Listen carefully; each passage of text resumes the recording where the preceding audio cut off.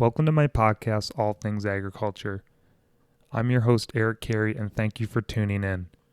On this podcast, get to know those who work in agriculture on a daily basis. Find out what they do, the challenges and opportunities they face, and what they think the future holds for agriculture. You'll also have a chance to hear what they do for fun when they aren't working hard to feed the world.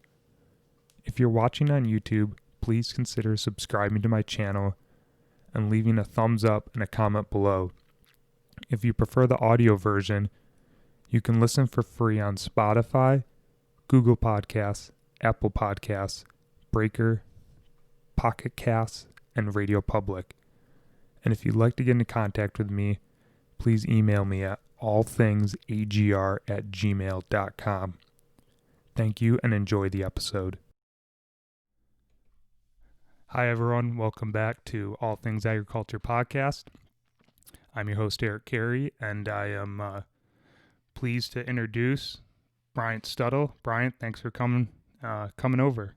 Yeah, Eric, thanks for having me. I was really excited once we got texting about it, and it was really cool to see that my grandfather, who's 80 years old down in Florida, listens to it every single week, and he figured out how to work YouTube to figure this all out, so it's really cool. Just get a little bit closer to the mic. There you go. Okay. Yeah. Is that better? Yeah, that's better. Yeah. So that was kind of cool when you messaged me and you're like, hey, my grandpa listens to your podcast. And it's not like you sent it to him. He found it on his own, essentially. Yeah, it was like through Facebook, someone got tagged and someone liked it, and my grandmother found it and he listened to it. And next thing I know, he's on YouTube and he calls me and, oh my God, that Carey boy, he says, the podcast, so cool. And talk about agriculture. I love keeping up to date on what's going on and listening to people and the stories they have and everything. And it was cool to see that senior generation, still being involved in everything and through technology and everything like this, and how we can share it with them. Yeah, especially with COVID, it's not like you can go, can't really go see him. Well, if he's in Florida right now, you said? Yeah. So, yeah. And it's kind of a good way to just get in touch with people. You never know who, when I did this, I had no idea where it would go or who would see it. So it's funny how I get a little bit of feedback here and there of who's watching it. And, when you touched base with me about your grandpa listening, I was like, well, heck, I might as well have you on. That'd be cool to talk to you. I haven't seen you in a while. So, so I guess a little bit of history. So you grew up on a dairy farm? Yep. So I grew up on a 300 cow farm, just a town over from here in Dryden, New York. My grandfather started the farm, and his father dairied with him for a while and grew the business. And eventually my uncle came into the business, and then unfortunately we had to sell the cows and the whole farm about 5 years ago now. So that kind of put me into a position to go and kind of do my own thing. And as you know, and we met through Cornell and went to Cornell for 4 years for agriculture and dairy. And now I'm a herd manager on an 1,800 cow farm in Lansing, Walnut Ridge. So, dairy is through my blood and genetics and everything. And it's just what I'm going to do. And it's my passion, and it's just everything. I'm the only one left in my family in it, so it's kind of something special. Oh, really? Yeah, I'm the only one left in my entire family that has strong ties to agriculture, dairy farming, and anything. So it's kind of close to my heart that I continue the family legacy. Yeah, no, I didn't know. That's really cool. I mean, to keep that going, it's something to have some pride in, Yeah, no, definitely for sure. It's like I call my grandfather, and him and I can talk on the phone for an hour just about corn or cows or just what I saw at the farm today, and it keeps him into it, and it gives us something to talk about all the time, and it's like a special bond that I'm absolutely love.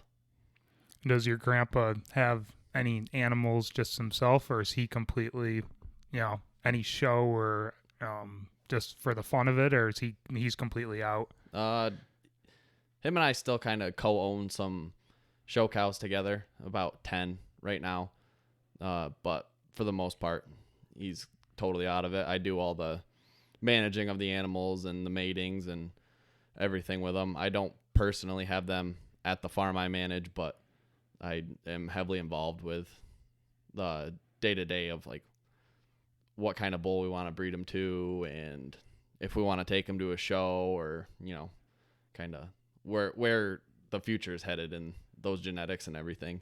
And he kind of stays in touch with me, and I try to keep him involved as much as I can, and he'll be flipping through catalogs and this, that, and the other thing, and get on the phone with him and rips off just 10 generations back of this cow family and what she looked like on May 20th of this year, and he can just rattle all this stuff off. And oh yeah, I drove down to Arkansas 20 years ago and I bought these 3 cows and sold 2 of them to Canada, and I kept the 3rd one, and 4 generations later that was your first 4-H calf. And I was just like, wow. Yeah, he's still sharp like that. Yeah, it's impressive. Yeah, it sounds it. Wow. So yeah, obviously the lineage of those animals goes way back then. Yeah. Yep. So how far back does it go? That you know of? Yeah. So some of the animals we own that like can be traced back through the Stuttle family. He can go back like 5 or 6, I think, generations, maybe 7 or 8. But a lot of the ones that we still own were purchased like 3 or 4 generations ago from sales over who knows where in the United States that he brought back and then built on those pedigrees and made the animals that we have today. Wow. So when you're doing the matings and breeding these animals, what traits are you selecting for mostly? Yeah, so with the ones that I own with my grandfather, we're really looking for a show cow. So we're selecting for a bigger framed animal that's refined boned, big open rib, really, really nice mammary system. A cow that's going to be functional, yet we can take her to the show and she's going to look real good, and kind of a fluffy cow that some people like to say, but not necessarily selecting for high production and something that would go into a bigger commercial cow setting and take off and do really well. They're at a 80 cow farm right now, so they get pampered and they're on a bedded pack and live a really good life. So selecting for more of show type and better looking cow and something that's maybe not built to last on a commercial farm. The aesthetics. Yeah. Yeah. So I guess for those who might not know what showing's all about, if you could kind of give a little, because I've never shown a cow in my life. I know what goes into it, but for those who might not know anything about it, kind of give a little rundown of, what you do and all that, I guess. Yeah. So showing a cow, there's a pretty big process. It takes a long time to develop an animal, and you really start from the jump this time of year, maybe even a little bit earlier, starting to develop this animal, putting her aside, keeping her in a small pen.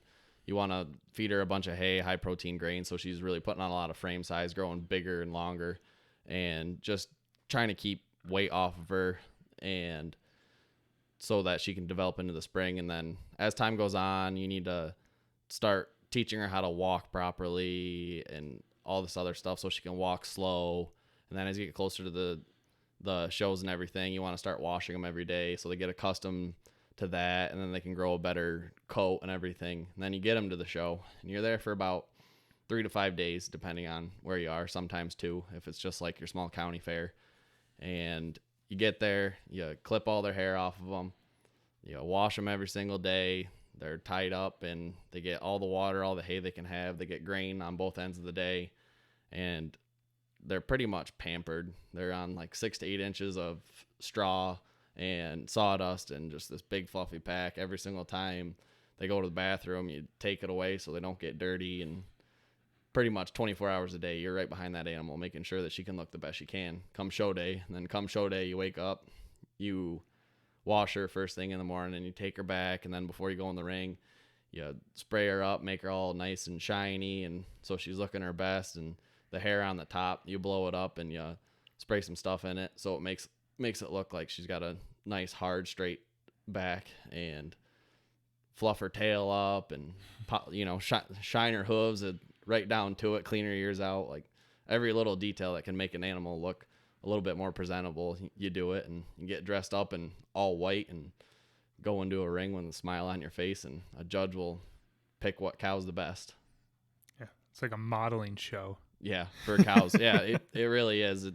And there's just so much to it. And personally, I've been out of showing for 6 years now. Haven't been to a show in 6 years. It's something growing up. It was 5, 6, 7, 8 different shows every single summer and trickling into the early fall. And then college happened and all this other stuff. And it's been tough without having the family farm to continue to show, but definitely something that's on the radar for when I start having my own family, that I want to continue again and get my kids involved with 4-H and everything like that when that time happens. Yeah, I definitely think if your parents or grandparents showed, it's more likely than not that, you're going to show. Where neither of my parents showed cows. And so I never was really exposed to it, where, kind of like you, was your dad show, or was your grandfather must have showed? Yeah. So my dad and all of his siblings showed growing up. Obviously my grandfather did growing up and through his whole life. And my siblings showed a little bit, and my cousins here and there, but I was really the only one in my generation to grab a hold of it. And just my competitiveness plus my love for dairy cows just all tied together. And next thing I know, I was hooked on it. And I had one really good cow one year, and I ended up going to World Dairy Expo, which is like the be all end all dairy cow show. And coming from a small farm that we didn't have a big fancy show program or anything, and put our show cows to the side. She was just out with all the other cows and able to go to the county fair, and she was the first prize winner, and then go to the state fair, and she won. And then we took her to Harrisburg, which is like a regional show, and she won there. And then we took her to the World Dairy Expo, and we got second. And wow. It was just like, it was almost like starstruck, like in awe. It was absolutely crazy. And it was just that moment, that summer and that fall is always going to be with me. And that cow, she's actually 12 years old now, just scored excellent 95, which it's based out of 100 points, the scoring cows. So excellent 95 is a huge, for a 12-year-old cow. Yeah, huge milestone. The fact that she's still alive, 12 years old, we actually just dried her off permanently.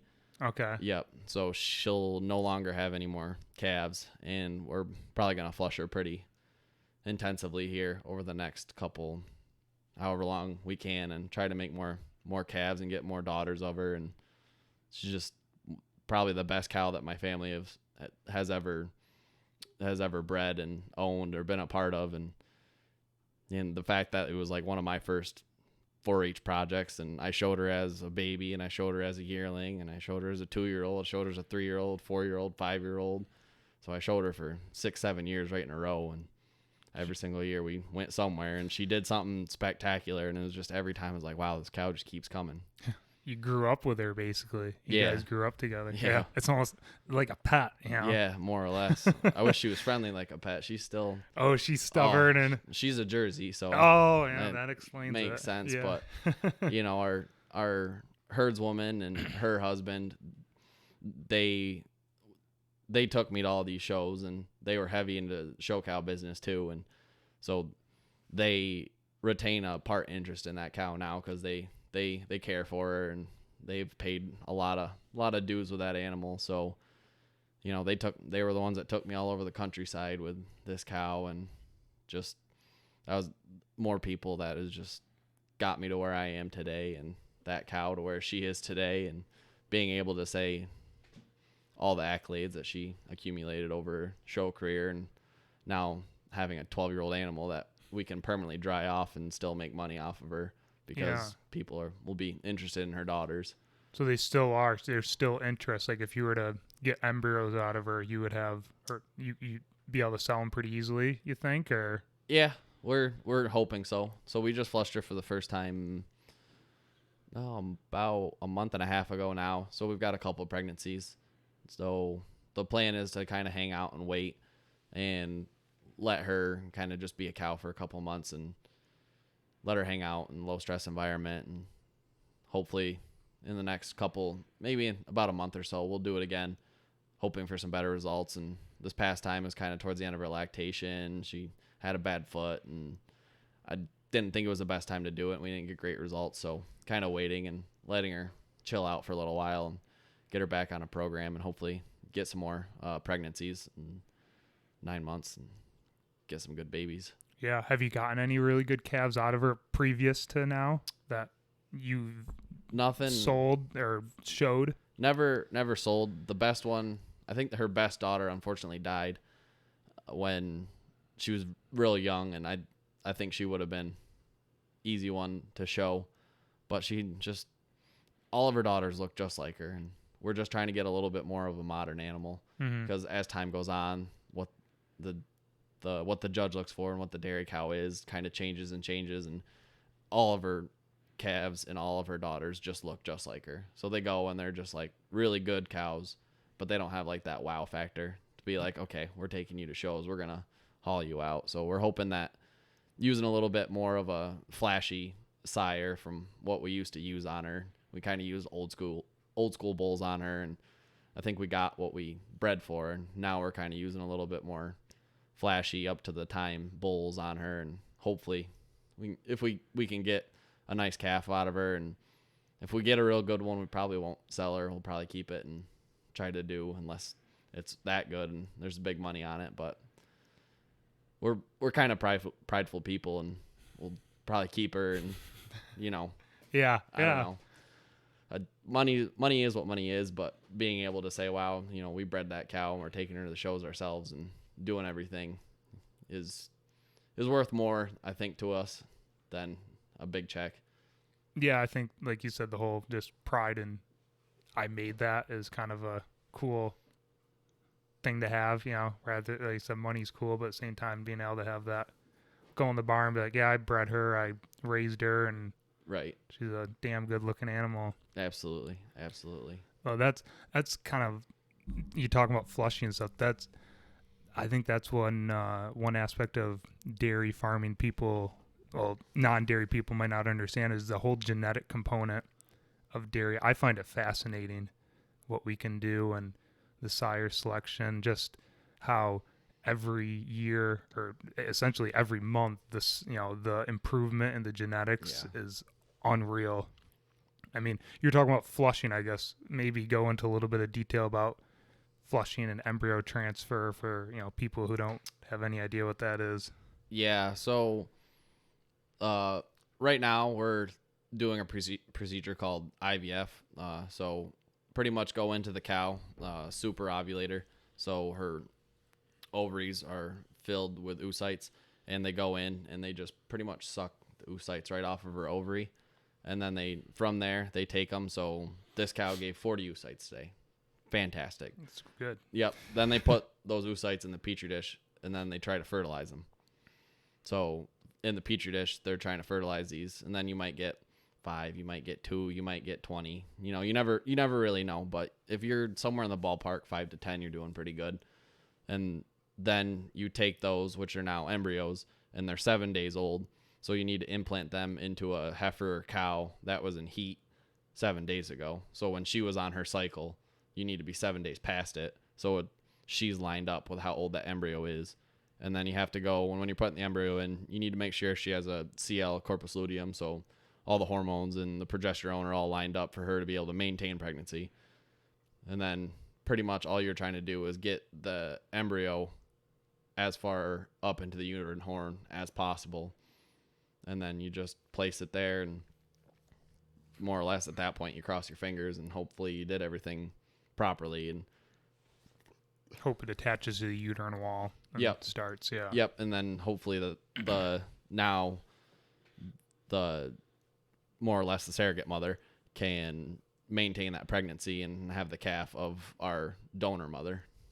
And what's cool is you're taking, in this case, the top show genetics, and you're putting it in animals that would be the last cow you'd ever imagine showing, but since it's her genetics, you're basically right. It's crazy how, if you had 10 embryos, which would probably be really good to catch all, that'd be 10 calves in a matter of 9 months. Right. That usually you'd only get one if you bred the cow just normally. Exactly. AI. So So pretty much every step of the way of the flushing process, you just cut it in half. You get so many oocytes, and you take 50% of those. If you're doing real good, you get those embryos, and you take 50% of those for pregnancies.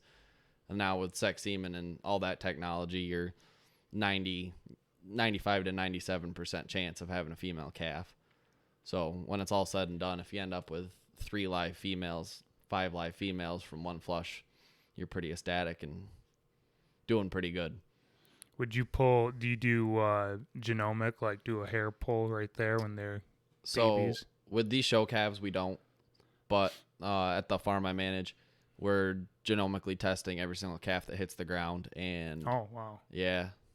So we're doing all of our matings based on the genomic tests. And I've personally been buying some some higher genomic animals that I'm hoping to start getting into the IVF work with them at the farm as well, and hopefully implanting some embryos and getting a genetic trend through kind of my own capital so the farm can benefit and I can benefit at the same time. I build my equity, they can build their genetic progress a little faster, all one and the same, and we're going to try to work out a deal the best we can to it's a win-win for both parties. As obviously I'm not a partner there, I'm just a manager, but So when you take that genomic information, is a lot of that like the first step is, all right, we're going to sort calves, ones we want to keep on the farm, ones we want to sell.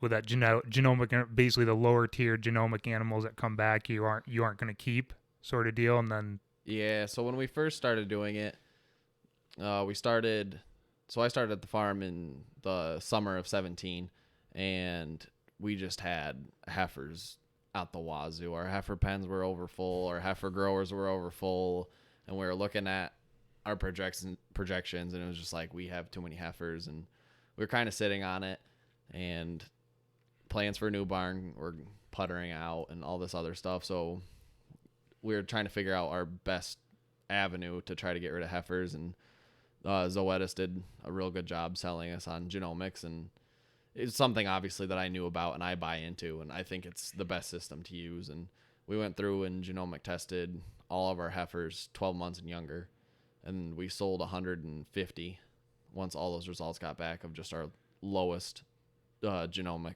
animals. And then after that, we were raising every single female calf and genomic testing all of them, and then selling however many we needed to sell to get to our number that we wanted per month. And then we realized that was still a losing battle for costs, unfortunately. So because now there's a turnaround too on that genomic test, right? Right. So I would only sample once a month. So then your oldest calf is already 30 days old, and then you genomic sample them, you send them out. You're looking at a 4 to 6 week turnaround if everything goes smooth. You know, the salespeople are going to tell you 3 weeks, but realistically, by the time you get all 60 calves, 100 calves back, you're pushing 2 months.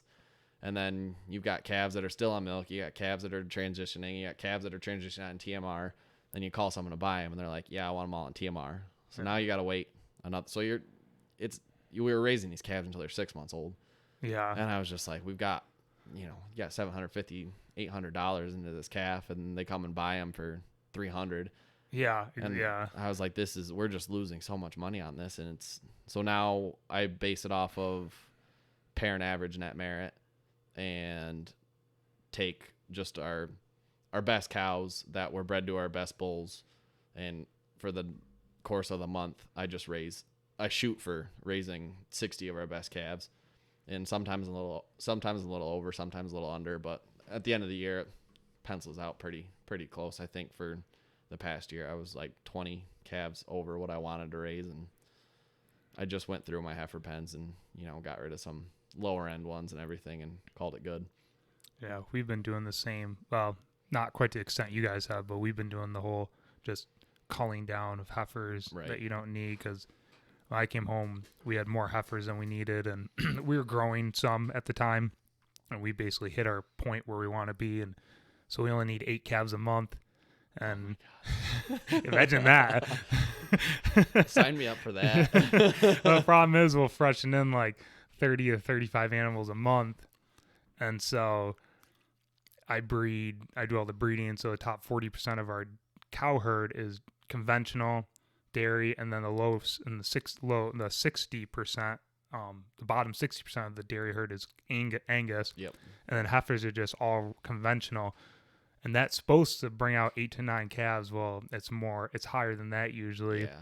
And sometimes the problem I have is we get up to, throughout the month, we'll get to the middle of the month, we'll have like 5 or 6. And I'm like, oh shit, I got like 4 or 5 heifers to calve. Right. I really want to get heifers out of them. Right. So if a cow has a calf and she's a good cow and it's like she was bred to a heifer, to a Holstein, it's like, well, do I get rid of her? And then you'll get rid of her, and then all those heifers, those 2-year-olds will all have bulls. And it's like, well, exactly. I just kind of shot myself in the foot, but it can be a challenge. Yeah. So that the Angus and all that other stuff is an absolute great strategy, and I finally convinced the farm that's the way we should head to. And for about a year, we were doing sex semen on our heifers and conventional semen and Angus semen on our cows. And then back in July, we switched to 100% sex semen and Angus semen. So right now we're breeding 20% of our lactating cows to sex semen, 80% to Angus semen. Our heifers are getting the opposite of that. So 80% of our heifers are getting sex semen and 20% are getting Angus. So that gets us real close to that 60 female Holstein calves a month. And then we're going to be selling hopefully close to, 80 to 100 Angus calves every single month. And they bring good money. Yeah. Yep. Yeah. That's the one real nice thing. Instead of some Holstein that'll bring you 50 cents on a good day, and then you get an Angus will bring you almost $2. It's like, I can get used to this. Yeah, exactly. Exactly. And it's just, and it takes all the guessing out of it too. It's not like, that was a really good cow, but this is a really nice heifer. Like, which calf should I keep? It's like, well, that one's an Angus, and I'm not going to be able to milk that thing, and this one's a Holstein, so this is the one that's going over to the hutch, and that's the one we're raising. So you just have to trust your system when you're breeding the cows and everything, and that's kind of what I just told everybody. I said, just look in dairy comp and what it says that cow needs. I said, you just need to do it, and you just need to trust it. Yeah. Getting some of our long-term employees on board with it was kind of tough and challenging, but they're buying into it now because they're starting to see the trend of the herd and everything, and they walk through the heifer pens and they're like, wow, we have a lot of really, really nice heifers now. I said, see, you got to trust the system. I know it's kind of different thinking that we're breeding our highest milk production cow to an Angus bull. Yeah, that can be a tough one to get your head wrapped around. It definitely is. Like, even for me, sometimes it is, but I'm like, you got to trust the genetics. And, your oldest cow on the farm probably has some of the worst genetics on the farm. It doesn't mean she's a bad cow, but it doesn't mean she's going to give you the best daughter. Yeah. It's kind of how I try to explain it to everybody. I said, she's not going to give you the best next generation. I said, the younger ones are going to give you the best generation. I said, the animal that's 2 years old, she could be the next cow that's 10 making all the milk. I said, you don't know that yet. Yeah. So that's what you got to think of it as. I said, that cow that's running through the 2-year-old pen. I said, she could be the next 10-year-old cow with 170,000 pounds lifetime, and you just don't know. So that's why you got to trust the system, and hopefully it works. Should work. Yeah. Well, it's kind of, or another way you can look at it is say, would you go back 12 years ago and breed your best cow to a sire that's 12, from 2000, which is, the bull wouldn't even make it to, wouldn't even after the genomic test, they would throw them out today. You wouldn't even make it, Right. You'd go down to Dryden. So yeah, you wouldn't be around. Right. Yeah. No, it's, that's cool. It's like you said, it's a hell of a guessing game, but it's right. It makes it fun though, in a way, being able to have the different options. And I like an Angus. The calves are really funny. Have you raised any on the farm just for beef to slaughter? No, we haven't. But just the way they act, like they're just so lively. Like actually just yesterday, one of our older cows on the farm was having issues calving, so I hopped in, gave her a hand, and pulled this calf out, and I walked over to the sink and everything just to wash my hands and everything. I came around the corner, that thing was up and like doing hot laps around the calving pack, and I go, "Are you serious? Like, you just came out like 2 minutes ago." I was just like, the will to live and just like their eagerness for life is outstanding, and it's just every time like I'm just in awe by it, and got that, like, I guess a little bit of wild in them just naturally. Yeah, I think it's their natural genetics of, like my dad said, they could be born in a snowstorm in a roadside ditch and they would still survive and thrive. Yeah, they have a big livelihood.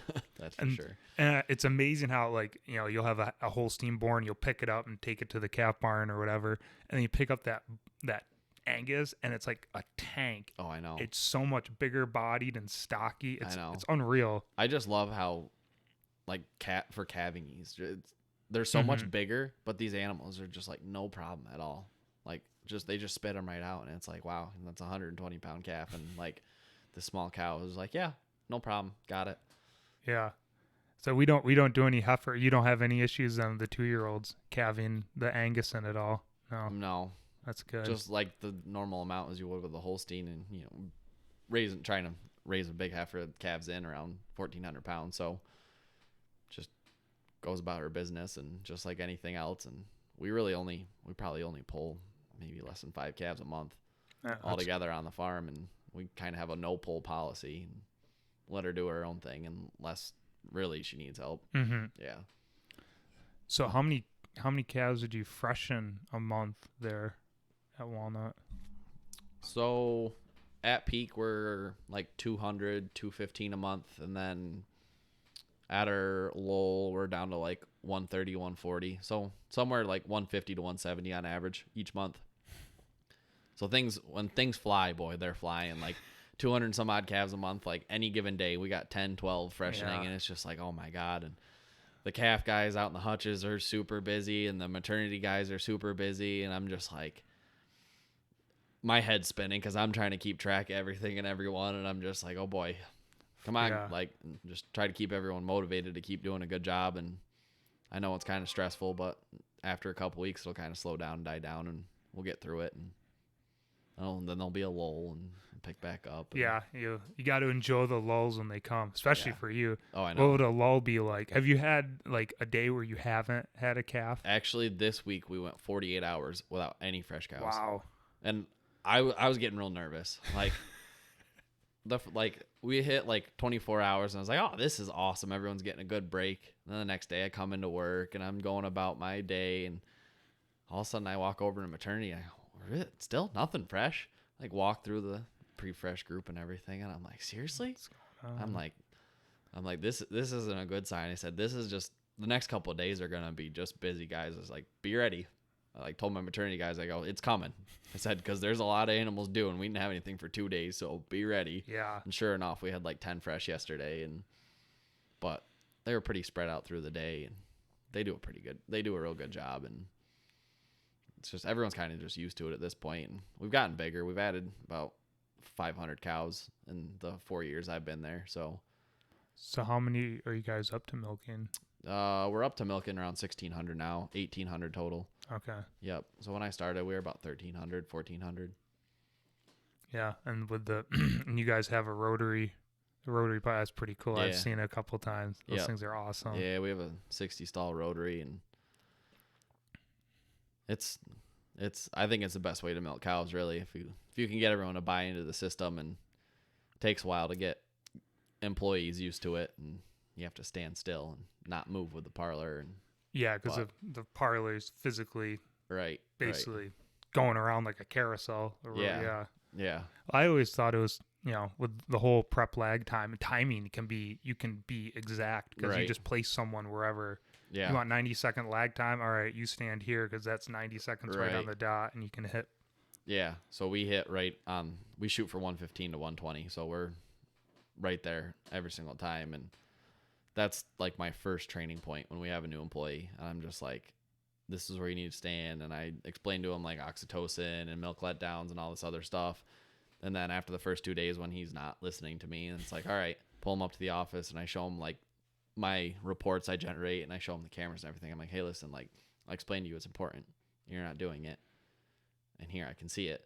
Then after like a little while, they start getting used to it and everything. And they're like, oh, okay. And sometimes people are just like, well, this cow is giving a lot of milk. We need to put the machine on her sooner. I'm like, no, that's actually going to make it worse for her. Yeah, it's countering. It's like, if anything, you should put it on later so she had more oxytocin and everything running through her system, so she'll let down faster. But Just like everything is just you have to take a step back and take a breath and really realize that these people don't understand the why, and you have to give them the why. Mm-hmm. And sometimes I get ahead of myself sometimes and I get frustrated, but at the end of the day, you have to take a step back and be like, all right, tomorrow got to go in and I need to explain why to all these people, like why we do this. Like they didn't do it right today. And it's like a failure on my part that they didn't do it properly. Cause it's like, I'm just telling them to do it. And if they're like, well, you're just telling me to do it. I'm like, okay, cool. Let's do it this way. So you really have to take a step back and go there and be like, all right, this is why. And if you don't do it this way, this is what could happen. And then they start seeing the results as you be relatable to them and not just be like, hey, go do this. Yeah. Give them some explanation. Yeah. So you're mostly working with Hispanic workers, Guatemalans, Mexicans? Yep. So I am there's one owner and myself are the only two Americans on the cow side of the business at the farm, and we're with 18 Hispanics, Guatemalans. And you speak Spanish? Yep. Fluently. You have to. Yeah, I wouldn't call it fluent, but I can communicate well. I can have meetings. I can have sit-down conversations, and I can sit there and talk about how's your family or how's Guatemala or, okay. How are you? How was your weekend? How was your day off? Blah, blah, blah, blah. Like pretty confidently. And the guys know after a while, they come accustomed to like the words that I understand, and we can play off like keywords. And sometimes they'll say something that I don't necessarily understand. And I kind of look at them funny and they start explaining it to me. And sometimes there can be a lot of pointing and like grabbing items and showing, and it's like, oh no, that's not the word. But it's just learning more every day, and it's 100% learning on the fly. Like when I graduated college, like I knew a little bit of Spanish, like, hey, how are you? Like, can you milk the cows? Like very basic, but as time goes on, and then you start learning the verbiage and everything, like a little bit, you get a little more understanding of the grammar and everything. And I've got two guys that are bilingual, so they help me out quite a bit. Okay. The one's a herdsman who's been with us for 12 years, and he's incredible. He's helped me so much, learning Spanish, cows, how to work with the guys and everything like that. So he's been a huge help for me, just learning everything about trying to manage a parlor and managing a crew and everything. So would you say you spend more time, or maybe it's more or less or equal, managing people versus cows? What do you think is? It really depends on how things are going. Like, we'll go through times where right now we've had like, I think one or two new employees in the past 6 months. So things are kind of going pretty smooth with the people. So it's just like my normal, like couple hours a day, kind of checking cameras, checking reports, this, that, and the other thing. And then we're running into a lot of like fresh cow issues and stuff right now. So I'm like out with the cows, out with the herd, trying to figure out, problem solving that stuff. And like somatic cell and mastitis right now has kind of been a huge thing. Has the last month or so, has it gone? Yeah, our mastitis has been hell on wheels the last month. It's finally calmed down for us, but it was awful there. I think it was the weather. We're going through a Staph aureus outbreak pretty bad right now. So on Tuesday, we're milk sampling the whole herd and trying to pinpoint it and figure out who the culprits are. Yeah, so hopefully from milk sampling to figure out what bugs they have, and then Dairy One monthly testing to see who the high shedders are, and hopefully get somewhere, because they in history the farm struggled with mastitis.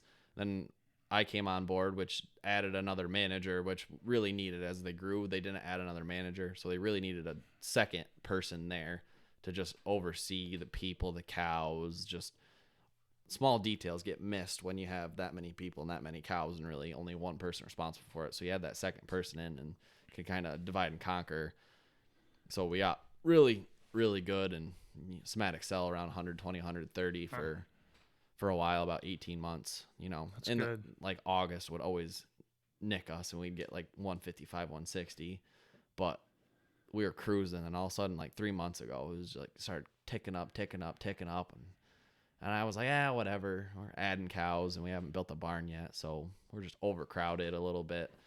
And then all of a sudden, like late December, early January, it was just like boom, over 200, like day in, day out. And it's just like, huh. So in the process of problem solving that, found Staph aureus in our tank, and not fun. Yeah. And for those who don't know, a somatic cell count, it's essentially a measure of your white blood cell count in the milk. So tells you how, if a cow's battling infection in her mammary gland, the higher the cell count number, typically she has mastitis. So a good number is less than 100,000 cell count. That'd be excellent. I'd say normal farms between 100, 200. You start getting over 200, then you're having You're having subclinical infections pretty bad. Yeah. So that's where treating antibiotics are just. It's amazing how, like a farm our size, 300 cows, we could have a spike, like you said. You go up 200, and then I take out one cow, and it dives right back to 100. Right. I'm sure it doesn't take many cows to screw that number up big time. Right. That's kind of what we struggle with, is as we've gotten bigger, like we still have that mentality of, oh, we can go get like 2 cows and it'll really knock it down. And we go grab like our top 5 cows, and the next day, and it's like, oh, it went down like 5 points. It's just like, as you add that volume, you have to realize that it's going to take more cows taking out of the tank to really make that number swing. So my goal is to never have to take a high somatic cow out of the general population to put her in the sick pen to make our tank look better. Is we need to do a better job with every single cow so we can just cruise and just, cows got mastitis, cows are sick, they go in the sick pen. We're not grabbing cows to try to hit milk premiums and everything like that. This is my goal. Mm-hmm. Yeah. Yeah, mastitis is such a battle. When you think you have it won, it comes back with vengeance. And it's like a kick in the ass. Like, oh, I knew I shouldn't have gotten cocky. Like, oh, this is so great. And no, one cow for us is like 1 or 2 cows, 0. Right. And usually once we get down to that 1 or 0 for like a week, it's like, get nervous. It's coming. Like you said with the calves, it's coming. Just wait. And then all of a sudden, boom. Yeah. I think for about like 2 weeks. So for us having like, we had less than 30 cows in our sick pen. So for us, that's like incredible, because normally we're like around like 40, 50. And I had mid to high 20s for like 3-4 weeks in a row in late November, early December, just cruising. I was like, this is awesome. You doing sick cows and stuff like that was taking me like no time at all, like half the time is normal. And then I went on vacation in the end of December and came back, and it was just like, oh wow, 50, 60. And I was just like, oh no. And then I started going through reports, and I looked at, and the somatic cell was going up. We're getting all this mastitis, and I was just like, I left on a good note, and I came back, and it was just like, yep. The cows were like, yep. You thought it was good? Yeah. Here you go. Here you go. Start working hard again. Welcome back. Yeah. So it's definitely frustrating. It makes you want to rip your hair out of your head sometimes, but it gives you a good challenge and something to work towards, and figuring out and problem solving it. And when you get past it, it's like, we did it. Yeah. And it takes a whole team effort. Like, it's going to take all 20 of us that touch those, every single cow and everything every day, and have a say and hands and everything in the system. And it's going to take all 20 of us to be better to get past it. Yeah. Cause it's hard to pinpoint what exactly is causing the infections. It's like, well, is it milk? Are you doing a good job with milking the cows? Well, maybe there's the beds are dirty. There's so many different variables. I think we used to have old concrete waters in our main barn where the cows were, and they were original. Like my dad put them back in the 80s. Yep. And these floats, and they would rot up. The floats would rot, and then they would stick up, and the water would just run. Yep. And the alleys would fill with water. And I always thought that that has something to do with it, and we've gotten rid of them, and I think it's helped improve. Yeah. And it's just stuff like that where you got to knock those little, just small little details that maybe it hurts 10 cows in a year, but it's, you never, like you said, it could be any tiny little thing could be your issue today, and then tomorrow is going to be something different, and you just have to do the best to mitigate as much as you can every single day. I think some of it's farm to farm. I know of a farm in this area who has every year for probably over 10 years, like 70, 80,000 cell count less. And That's wild. yeah, and I don't know what they do that's anything special. Yeah. And No, it's that's for just sure. what, I don't know. I think it's some herds. I don't know if they just have a natural, the genetics are more of a somatic, the Right. immunity to it or Right. what it is. But Right. it's you look at some of these numbers, like, how do you do that? Right. And then they're like, I don't really know. And it's like, boy, you make it look so easy. Like, come on now. Yeah. It's like with that farm, we were, asking them and what kind of bedding. And it's like, basically doing the same thing you are. What the hell is the difference? Oh, I know. And I know. every Yeah. farm's different. We bought soon after I started, we bought a herd out of Eastern New York.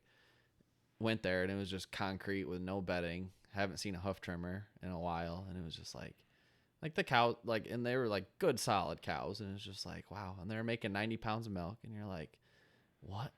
And then their cell count was like 150, and you're like, are you serious? Like, no bedding, like, not really, just kind of another farm, and they were going out of business selling their herd, and it was like, yeah, kind of makes sense. And we bought the cows and got them there, and next thing I know, I turn around and like 5 of our top 10 cows are from this herd. And I was just like, holy crap. And like still 3 years later, I think we still have like 20 out of the like 40 something that we bought from that farm. Yeah. And they were just like wicked cows, like 150, 160 pound cows. And it was like, you go there that day and look at them. It's like, no way. Like, these cows are good cows. Like, they'll come in, they'll be above average. You wouldn't expect them all of a sudden turn around and some of them are making 150 pounds. It's like, wow. Imagine if that guy had just put a little bit of effort in. Right.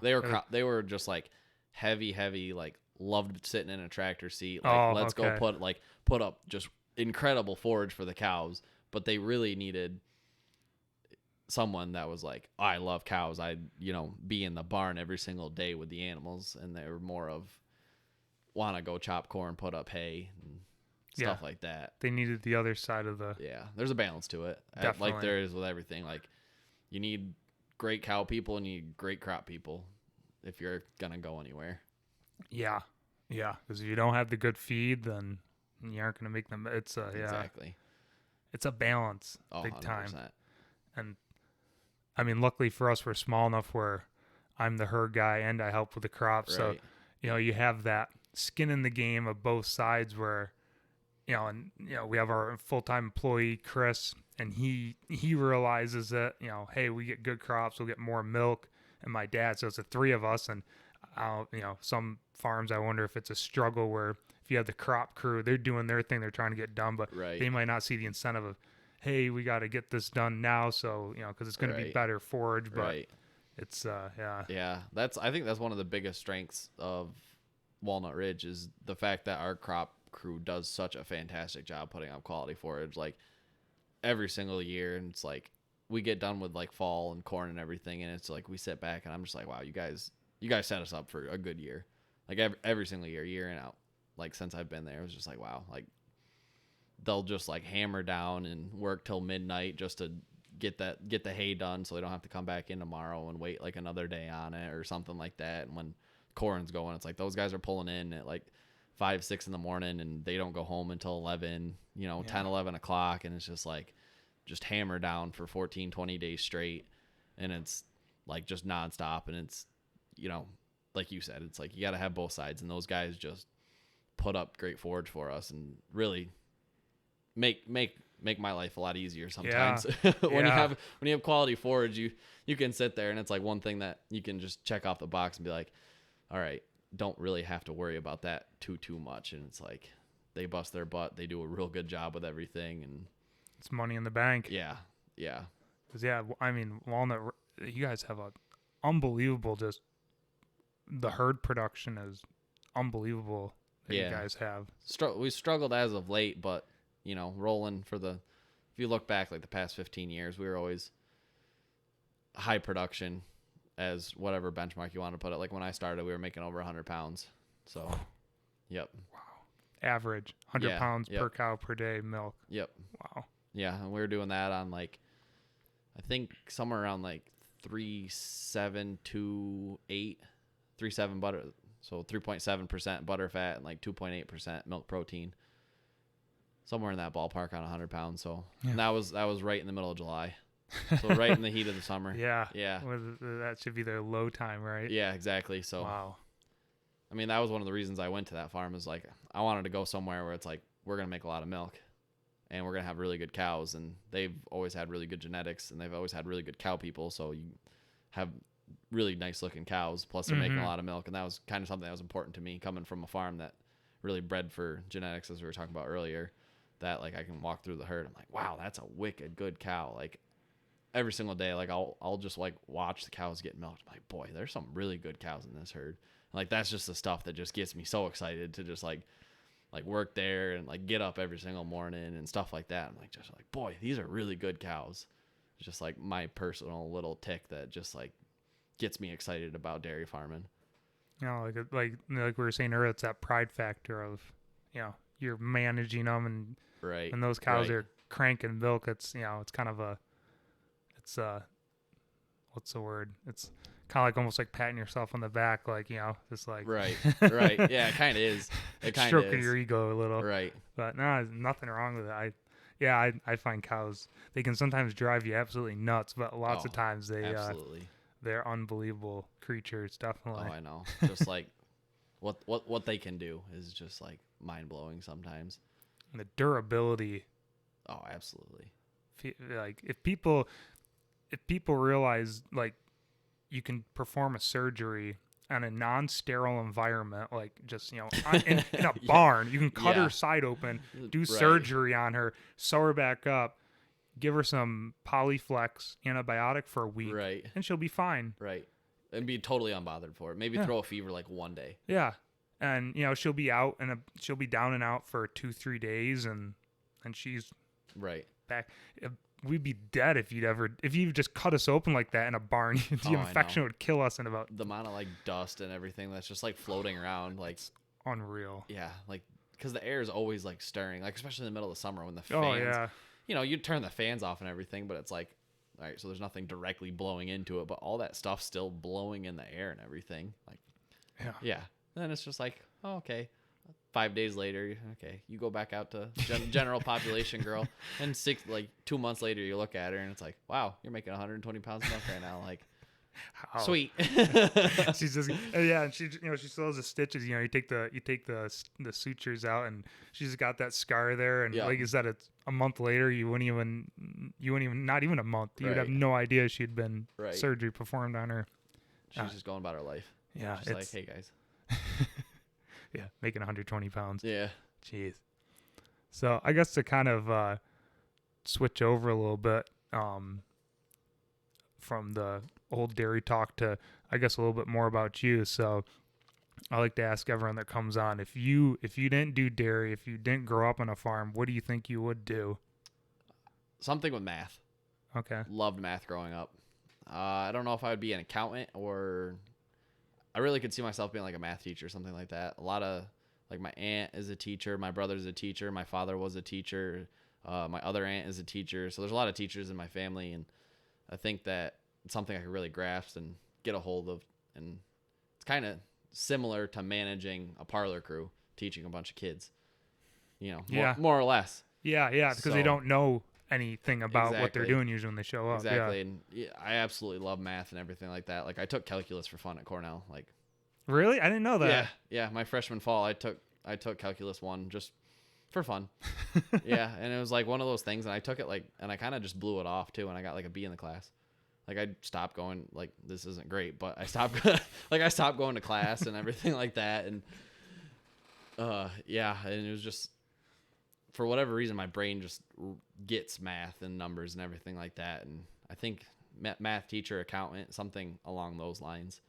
And I go with the teacher too, because I would love to coach sports. Like, that's the one thing that I really miss, is being an athlete growing up, and then doing track at Cornell and everything. Like, I miss the athletic side of everything and stuff like that. So I think like a teacher and coach would probably be my direction if you took agriculture completely away from me. the whole athletics. I know you did track and field at Cornell. So a little bit of background on that. Did you long jump or triple or did both or? I did both, but triple jump was kind of my thing. That's where you jump. It's what's the So you run and then you hop and bound and jump into the sand pit. Okay. Yeah. So high school, I was sophomore, junior, and senior year was first team all state, and then my senior year I was third in the state and qualified for nationals. Wow. Yep. So I was recruited to go to Cornell. I was recruited by like a handful of schools, nothing huge, but like enough where it was like, wow, this is really cool. D1. Yeah. Yep. Division I schools where it was like, wow, this is really cool and everything like that. And like I watched my sister go through it because she was also recruited. So it was like always a goal of mine. I was like, I want to be better. Like I want to be better than her and everything like that. And I wasn't like heavily recruited, but there was like 2, 3, 4, like half dozen schools that would come and watch me and, you know, call and go on my recruiting trips and everything like that. And ever since I was a little kid, I was like, I want to go to Cornell. And like the coach wanted nothing to do with me. So the track and field coach. Yeah, absolutely nothing. So like Cornell had a really, really good track program. Like the decade before I went there, like just top of the Ivy League, like nationally ranked. Like my freshman year, we were 15th in the country, just like incredible. Like I was on the same team as like 4 different Olympians, like national record holders, like national champions. It was incredible of like just like the athletes and the different people, but like the coach didn't want anything to do with me. I was like, whatever. And then my senior year, I finally jumped one meet just out of my mind. It was senior night at Dryden. Like still remember this night like perfectly. I can remember the feeling and everything. And I just have this amazing jump and broke the conference record, our school record, our stadium record, like everything that it was. And I just like went crazy and like and at this point, like I knew Cornell was on my radar and everything. So I was keeping him updated and he was just like, if you get accepted, like you'll have a chance to walk on. And I was like, okay, like I'm still going to continue to work hard and everything. And we'd keep in touch and I got accepted into Cornell. So he was like, yeah, you'll have a chance to walk on, like come fall time, like you'll practice this and everything. I was like, awesome. And after that day, he was like, all right, you're on the team. So it was just like incredible. And it was like, this is so cool. So I got to go to my dream school and continue to do sports, which was an absolute, like almost must, like have to happen for me. Cause it's just, I was sports, working out, everything ever since I was like, you know, probably the same as you for elementary school growing up. It was just like, if you're not dairy farming, you're doing sports and here you go. So what was it like going from high school track and field to D1 track and field? Was it a big leap or what was it? Slap in the face. Slap it. Like I like coming out of high school riding this high, like, oh, I just got third at states, like got our conference record, blah, blah, blah, like all this other stuff. Like my head's held high in the air. And like, to be totally honest, my senior year, I was so out of shape. I was overweight. Like, not that I didn't work hard, but for whatever reason, like I just didn't have that like extra notch. So worked my butt off the summer coming into freshman year, lost like a good amount of weight, got in a pretty good shape. And then you show up for like that first practice. And I just remember like halfway through it, like I stopped and I just started throwing up and I'm just like, oh my God, I'm going to die. Like, and you look at the upperclassmen and they're like, oh yeah, this is nothing. Like be ready for like the next upcoming weeks. And they're like telling you about the workouts. Cause like the first month or the first 2 months are just like the same workouts every single year. And they're just like, oh yeah, this is how it's going to be. Like if you're struggling today, like put your big boy pants on cause it's coming. And like, sure enough, it was just like, holy crap. But then like at the same time, nobody wants someone to get left behind or someone to like get behind. So it's just like the encouragement and everybody has that drive. Everybody has that like next level to them and nobody wants anybody to be left behind. So it's like, just like that, bring them together, get everybody through it, like work hard. So it was like, oh my God, wow, this is crazy. But at the same time, it's like, this is awesome because all 100 people have the same attitude. It's not like the people who did sports to do sports, or the people that are there just to be there. It was like every single person worked their butt off to get there, and nobody wants to leave there. So it was just like every single person had that common goal of just to work hard. And it was just incredible to be a part of. And unfortunately, I injured my back that year and had to have back surgery after freshman year. So it kind of tarnished a lot of things, and I was pretty hurt for most of my freshman year. I had a pretty severely herniated disc, and there would be times where I couldn't feel majority of my left leg freshman year. So, but we got surgery that summer and took my sophomore year off, took 6 months off of working out altogether. And junior year came back and just never was there mentally. I wasn't afraid of getting hurt, but I think it was always in the back of my head. And then senior year, I was in the best shape of my life, stronger than ever, faster than ever.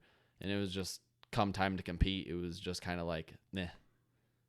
Like never. Like a mental block, or it just wasn't there anymore. It just wasn't there. Like in practice, I could go and compete with all of our guys in practice day in, day out, like be right there with our top guys. And then come competition, it was just something was in there. I don't know if it was mentally or not. And my coach really wanted me to see like a sports therapist, but I was just like, it is what it is, coach. Like I love what I do, and like I love being here, but like track and field isn't my life.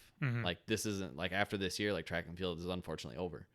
So it was like, I'm not gonna like go and invest, a couple, 2-3 more hours of time every single day into something when I'm already spending, 2 to 3 hours at practice, plus like the 30-40 minute. So every single day before practice, I'd go down to the trainer's office for half an hour to an hour, getting heat packs put on my back, electrostimulation put on my back, or physical therapy or massages or whatever it may be. And then the extra 30 minutes to 40 minutes after practice with ice baths and stretching and all that other stuff. So, you've got 4 hours, 5 hours every single day wrapped up in track. And it was just like that one extra thing. I was just like, at this point, I don't think so, because it's already my senior year, and how far can I go? If I was a young freshman again, maybe I would go down that path where I could have 3 more years. But it was like, I'm really enjoying my college experience, and I had all of the AGR guys to go back to and hang out with and have fun with. Plus I had track, and things were going well with track, and I had good friends and everything like that. But it was at the point where I was content with where I was, and I love to compete. I love to show up to practice every single day, but it was just kind of fizzled out, and you'd almost moved on, kind of. Yeah. In a way. Yeah. Like you said. It was like I was very content with how it was. Like I was very sad when it ended, but I wasn't like, I knew I had more. Like I could go back after senior year. If I had one more year, I could have done it. Could you have redshirted at all? So I did redshirt. I redshirted my sophomore year, so I had another year of so you still have technically you still have a year. Yeah, but go back to the... Yeah. Wait, you're 25? 26. Okay. So I surrendered that. Oh, you had to. Okay. Yeah. So I surrendered my redshirt year because I kind of threw around the idea of going to like a Division III school the year after that and getting a master's in something like ag science or something like that. But then the NCAA doesn't allow you to go down. So once you're Division I, if you transfer anywhere, you have to stay Division I. You can't go from Division I down to Division II just for like academic reasons. Okay. Yeah. Huh. So it was kind of, yeah. So like when I learned that, I was just like, yeah, I'm just gonna redshirt that, or I'm just gonna forfeit my redshirt year, and it just kind of is what it is. And I don't know. I still work out and everything like that, but I definitely miss it. Miss sports, and I'm sure anybody, like even anyone that did sports misses it. Like I'm sure you do, miss football and everything like that. Yeah. Yeah, you do.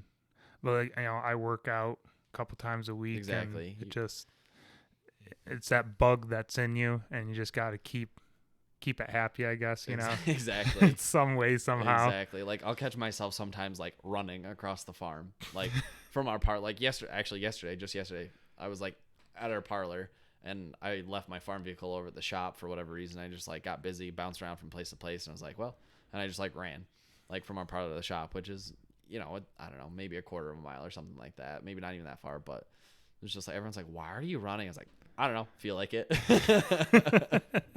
Got some energy I got to get burned off. Yeah. Yeah. I remember because you would have been a freshman, I think my senior year. Mm-hmm. I remember you had your back injury, and then I guess after that, I kind of lose track of what happened. That sucks. It didn't work out. Yeah. Your college Yeah. athletic career. Look back on it, hindsight 2020. I don't ever try to dwell on it and feel bad about everything. Like, it happened. Yeah. Is what it is. There's nothing I can do to change it now. So why be sad about it? A lot of people can't say they compete at Division I in anything. Right. So that's pretty impressive. Yeah. No, and that's kind of how I take it too. And it's like I did something that I'm extremely prideful about, and like I look back and I'm like, wow, that's awesome that I was able to accomplish that, like you just said, and no one can take that away from me. And I battled back from an injury like that where my surgeon was just like, yeah, you should probably never do sports again. Oh, really? Yeah. And he was like, you shouldn't do sports again. He was like, you're the youngest person I've ever done the surgery on. And I was just like, sorry, like this is like my livelihood. Like, sports is my livelihood. Like, it's like it keeps me going every single day. Like, I'm gonna get back to it. And like, sure enough, I did, and got, by my senior year, I was squatting over 500 pounds again, like back squatting 500 pounds, power cleaning 300, and everything like that. Just like totally fine, like no problems at all. So that's good. Does it ever bother you now, or? Yeah, it does from time to time. It's kind of weird. It'll come and go. Like, I'll go through stretches where like so I just wear Tingley's over my running shoes at the farm. Yeah, that's what I do. Yeah. So if like my shoes get really old, like my back will start bothering me. So I'm like, okay, I got to get a new pair of shoes. Or if like I get lackadaisical on like physical therapy or core strengthening or something like that, it starts bothering me.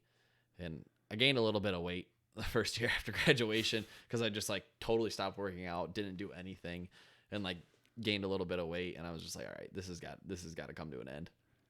So then I started working out a little bit here and there and doing this, that, the other thing, and just really making myself 3 to 5 days a week doing like a little bit of physical therapy just to keep everything the way that it needs to be. And there's a little bit of numbness like right by my left knee that I'm always going to have just from nerve damage, but I'll shrug my shoulders at that compared to waking up some mornings and not being able to feel my foot. Yeah. Boy, thankfully nothing ever like that ever happened to me, in sports. Of course, roll an ankle, something like that. You just tape it up. But yeah, right. I mean, definitely some of the collisions you get in football do some stuff to, especially, 10, 12 years ago when I was playing varsity, the whole concussion thing just wasn't, when we were in high school, there was what's a concussion? Yeah. I remember a guy, I think I was a sophomore and he was a senior, and he was a tight end. He got whacked right in the head during a play, during one of the games. And I wasn't in the huddle, but one of my friends was an offensive lineman. He said, yeah, guy came back to the huddle, like, yo, good catch. He's like, what are you talking about? What catch? And like, dude, you just caught the ball. He's like, I did. And you all right? He's like, yeah, I'm okay. Okay, cool. He got whacked. Sorry, he forgot he even had caught the ball. Oh my god! But today, you get yanked out of the game. Oh yeah, you'd be out for the season. You'd be in concussion protocol for 3-4 weeks. Yeah, that's why it's like, you hear all this concussion. I'm sure, I don't know if I probably got some concussions, nothing severe, but yeah, I got blindside hit one time in a playoff game. It's probably against Randolph, wasn't it? No. Yeah, I wonder if Nate Beaver's listening to this. Randolph. Oh God, those people. No, I think it was Walton, and I got. I don't know why the guy hit me. I think we were scoring a touchdown. I'm like 20 yards away from the play. I'm basically just jogging down the field. This guy comes in, hits me. It wasn't a clip, but it was from the side. Right. It was a legal hit, and I went right off my feet, and the first thing to stop me was my hand on the ground. So all my weight just crushed into my wrist. I didn't break. I got x-rayed because we lost that game. So the season was over, but I had to wear a brace. And it was like 3 months before I could shoot a basketball in the basketball season. Wow. Yeah, it screwed it up pretty bad, but it's good now. So yeah. But yeah. So, trying to think anything else, that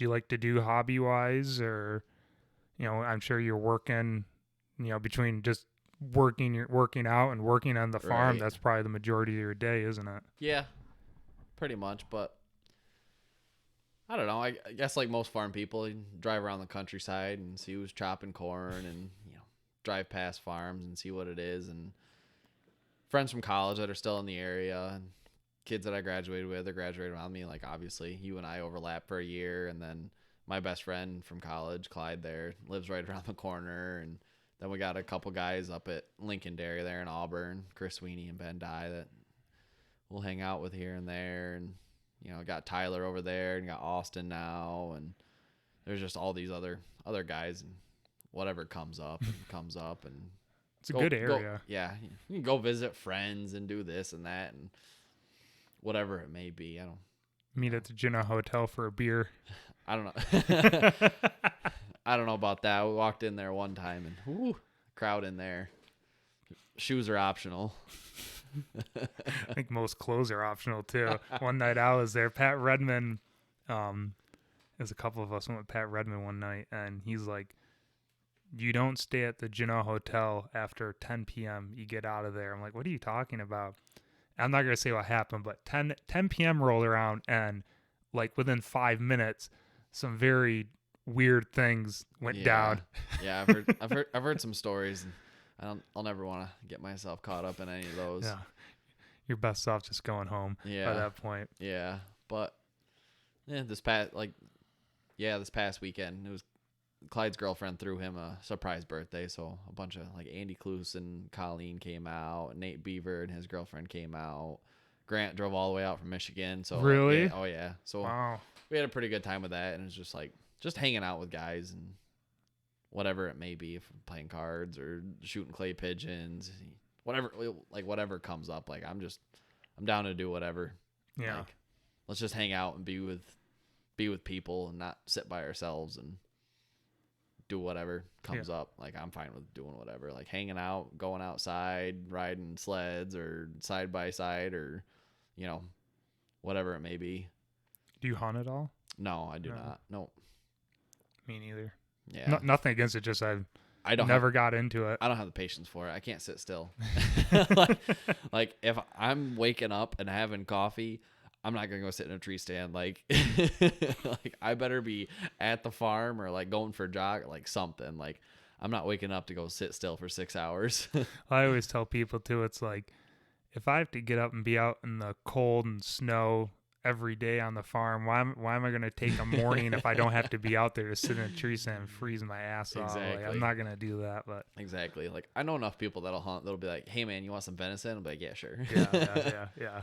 There's plenty of other hunters we know. So exactly. But something else. Oh, I guess kind of just jumping all around here, but internships. Did you do many internships? Yes. During your time at college? So I did all 3 years. I interned.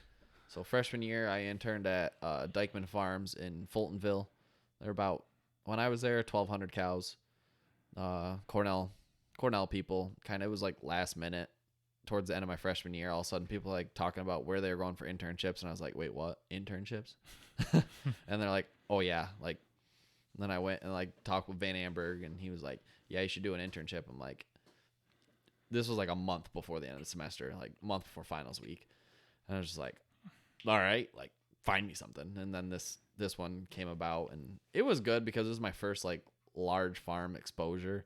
And I didn't really have a whole lot of responsibility, or I really didn't do a lot, which was good because it was kind of hang out with the herdsman, like give shots, like kind of help him with sick cows a little bit. Cause like I knew how to breed and stuff like that, but nothing like, okay, when here's like a 1,200 cow farm, like every single day, like on like time day, eye day, like here's 50 cows to breed, or you got to go give like 50, 60 shots, stuff like that. It was just like eye opening. And it was like, oh, we got to check sick cows every single day. Like growing up on a small farm, it was just like, there aren't any sick cows, so we don't got to do it today. Yeah. Like, exactly. as you know. Yeah. So it was like really good to get that large herd like exposure. And it was like seeing a parlor that milks 25 out of the 24 hours in a day, and just like wound for sound. Like we got to get cows in, cows out. Like every single thing you do on that farm affects like the profitability of everything. And it was just like good just to see that exposure and just coming from the 300 cows of, we've got a double 9, 300 cows, takes us a couple, 4 or 5 hours to milk, get done, wash, blah, blah, blah. And then you go to a big farm, it's like, oh, we got a fresh cow group and a high cow group and a low cow group. I'm like, we had a cow group. Yeah. Yeah. And it was just like, just seeing how it was managed and ran and everything like that was really good. And then after sophomore year, my second internship, I worked for Jonathan Lamb out in Batavia, New York at his farm. So 25% of the time was show cows and 75% of the time out at his commercial farm.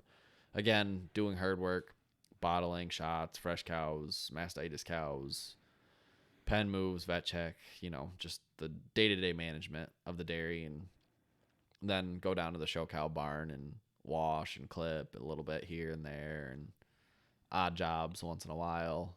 That's when I've got a real funny story with Lewis Fox from that summer. If you ever run into him, ask him about bike night with Bryant up at Lakeshore. Oh man, that was a doozy of a night. Oh, because Lewis would have been the manager up at Lakeshore. At Lakeshore. Okay, yeah, that's right. Yeah, I have to remember had that. Yeah, that's 3-year spread. So yeah, we were out there by that point. Yeah, okay. So you guys were we just wrapping up first year. Out of school. So going into the second year working. So he was the manager at Lakeshore, and I can't remember what town he lived in. That small town up there. What was the name of it? Oh, I can't think of it. Yeah, But they have this huge bike night. Like, there's like 2 stop signs in this town, like an inn and 3 bars. And they have this gigantic bike night where they shut the whole town down. Like, there's street vendors. Like, it's like shoulder to shoulder, like on all the streets, sidewalks, everything. It's like, holy crap. And Lewis calls me on like a Friday. He's like, hey, man, come up tonight. Like, it's bike night. And I'm like, well, I have to work tomorrow. He goes, oh, you'll be all right. Next thing I know, it's like, oh, I know. It's like, so it's an hour drive away from the farm that I'm at to the farm he's at. And it's like, we're up until like 2 or 3 in the morning. I sleep for like an hour and a half, and I drive back down to do chores the next day. And on Saturdays, I only had to work a half day. Just once fresh cow check was done, like go home. And I was just like, I remember just driving there just in a daze and getting to work. And I was just like, oh my God, like what is going on right now? But like, Wilson, that's what it is. Wilson, yes, that's it. Oh yeah. my God. Wilson, New York. Yeah, like this pencil dot on the map, and next thing you know, like probably a couple thousand bikers there. Like, like what is going on? Like, and he has this tiny little like house in the middle of this town, and it's just like, oh, it was wild.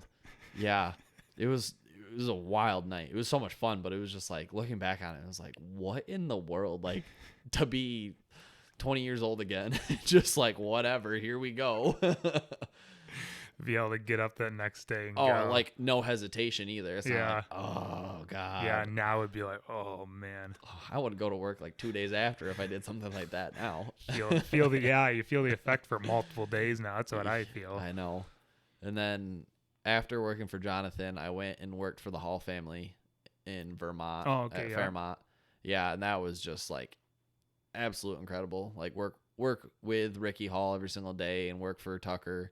It was just an incredible experience. Like amazing family, amazing farm. Almost went to work for him full time after graduation. Just great cows, great people. Like had a lot of fun, learned a lot. Like when I got there, they asked me like what my skill set was, and I was like, oh, I'm kind of know sick cows and fresh cows, but like need some guidance. And I was like, but I know how to breed and heat check and like give shots. Like I can do a little of that, no problem. And then they had a guy quit like 10 days into my internship, and they were just like, well, here you go. Do our repro. So I like ended up giving majority of the shots and breeding almost all the cows all summer. And one day a week I had to go scrape heifer barns and stuff like that. And, it was the first time I actually ever drove truck and trailer, just like a gooseneck trailer. Mm-hmm. So I learned how to drive a gooseneck trailer, taking a load of dry cows an hour north to their satellite farm through the back hills of Vermont, where it was like we'd be coming up to a hill and Rick would just be like, all right, you're going to want to floor it right now. And I was like, wait, what? He goes, no, seriously, like right now, just pin it. And I'm like, seriously? He's like, yeah. So we'd pin it going into this hill. And by the time you got to the top of it, like you're puttering like 10 miles per hour, 20 miles per hour. Like, and then you get to the peak of it and then you start gaining again. Like these seasonal roads. And I'm just like, oh my God, like where am I? Like just backwoods Vermont. But, you know, they were only 10 minutes outside of the capital. So go to the farm and everything. But yeah, no, not Burlington. Montpelier is the capital of Vermont. Oh, okay. Yep.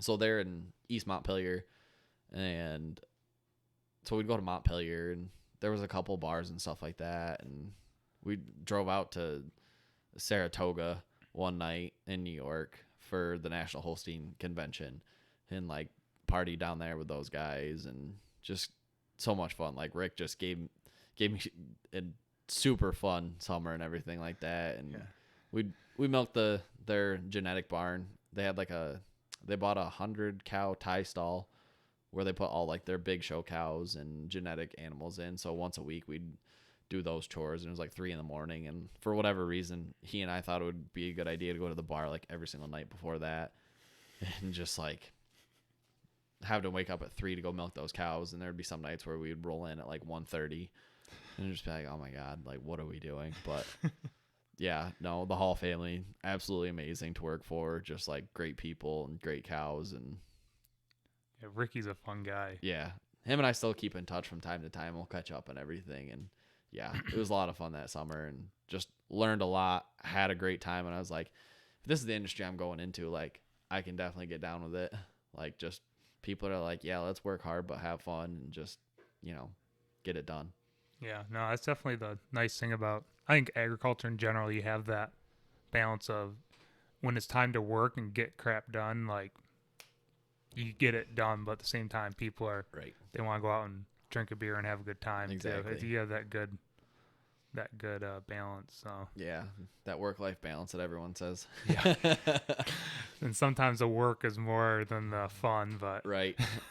Especially those days where you're getting called in at like 1 a.m, stuff like that. But glad I don't have to do that.